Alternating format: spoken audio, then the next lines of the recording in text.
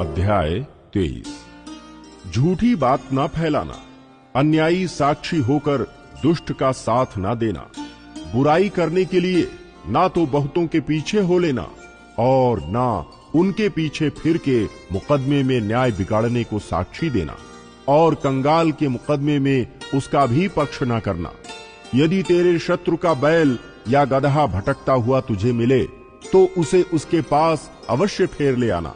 फिर यदि तू अपने बैरी के गदहे को बोझ के मारे दबा हुआ देखे तो चाहे उसको उसके स्वामी के लिए छुड़ाने को तेरा मन ना चाहे तो भी अवश्य स्वामी का साथ देकर उसे छुड़ा लेना। तेरे लोगों में से जो दरिद्र हों उसके मुकदमे में न्याय ना बिगाड़ना, झूठे मुकदमे से दूर रहना और निर्दोष और धर्मी को घात ना करना, क्योंकि मैं दुष्ट को निर्दोष ना ठहराऊंगा। घूस ना लेना, क्योंकि घूस देखने वालों को भी अंधा कर देता है और धर्मियों की बातें पलट देता है। परदेशी पर अंधेर ना करना, तुम तो परदेशी के मन की बातें जानते हो, क्योंकि तुम भी मिस्र देश में परदेशी थे। 6 वर्ष तो अपनी भूमि में बोना और उसकी उपज इकट्ठी करना, परंतु 7वें वर्ष में उसको परती रहने देना और वैसा ही छोड़ देना, तो तेरे भाई बंधुओं में के दरिद्र लोग उससे खाने पाएं, और जो कुछ उनसे भी बचे वो बनेले पशुओं के खाने के काम में आए।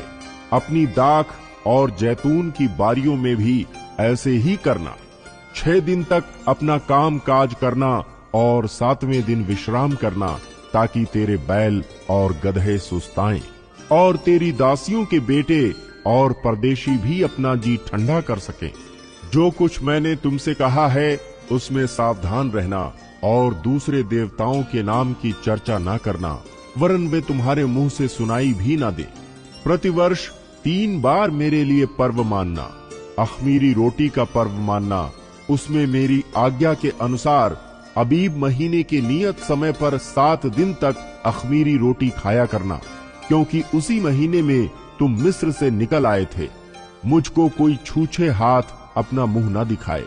जब तेरी बोई हुई खेती की पहली उपज तैयार हो तब कटनी का पर्व मानना। वर्ष के अंत में जब तू परिश्रम के फल बटोर के ढेर लगाए तब बटोरन का पर्व मानना। प्रतिवर्ष 3 बार तेरे सब पुरुष प्रभु यहोवा को अपना मुंह दिखाएं। मेरे बलि पशु का लहू खमीरी रोटी के संग ना चढ़ाना, और ना मेरे पर्व के उत्तम बलिदान में से कुछ सवेरे तक रहने देना। अपनी भूमि की पहली उपज का पहला भाग अपने परमेश्वर यहोवा के भवन में ले आना। बकरी का बच्चा उसकी माता के दूध में ना पकाना। सुन, मैं एक दूत तेरे आगे आगे भेजता हूँ, जो मार्ग में तेरी रक्षा करेगा और जिस स्थान को मैंने तैयार किया है उसमें तुझे पहुँचाएगा। उसके सामने सावधान रहना और उसकी मानना, उसका विरोध ना करना, क्योंकि वो तुम्हारा अपराध क्षमा ना करेगा, इसलिए कि उसमें मेरा नाम रहता है। यदि तू सचमुच उसकी माने और जो कुछ मैं कहूँ वो करे, तो मैं तेरे शत्रुओं का शत्रु और तेरे द्रोहियों का द्रोही बनूंगा। इस रीति मेरा दूत तेरे आगे आगे चलकर तुझे एमोरी, हित्ती, परिज्जी, कनानी, हिब्बी और यबूसी लोगों के यहाँ पहुँचाएगा, और मैं उनका सत्यानाश कर डालूंगा।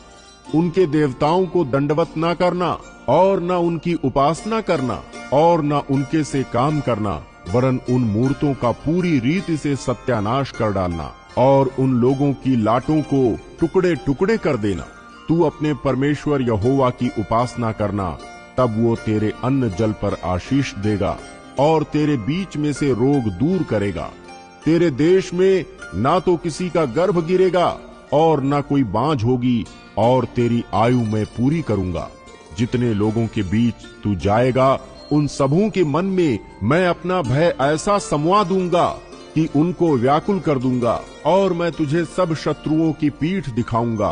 और मैं तुझसे पहले बर्रों को भेजूंगा जो हिब्बी, कनानी और हित्ती लोगों को तेरे सामने से भगा के दूर कर देंगी। मैं उनको तेरे आगे से एक ही वर्ष में ना निकाल दूंगा।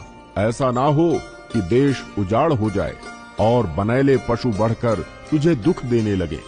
जब तक तू फूल फल कर देश को अपने अधिकार में ना कर ले, तब तक मैं उन्हें तेरे आगे से थोड़ा थोड़ा करके निकालता रहूंगा।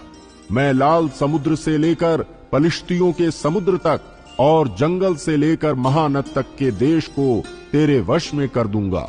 मैं उस देश के निवासियों को भी तेरे वश में कर दूंगा और तू उन्हें अपने सामने से बरबस निकालेगा। तू ना तो उनसे वाचा बांधना और न उनके देवताओं से। वे तेरे देश में रहने ना पाएं। ऐसा ना हो कि वे तुझसे मेरे विरुद्ध पाप कराएं, क्योंकि यदि तू उनके देवताओं की उपासना करे तो ये तेरे लिए फंदा बनेगा।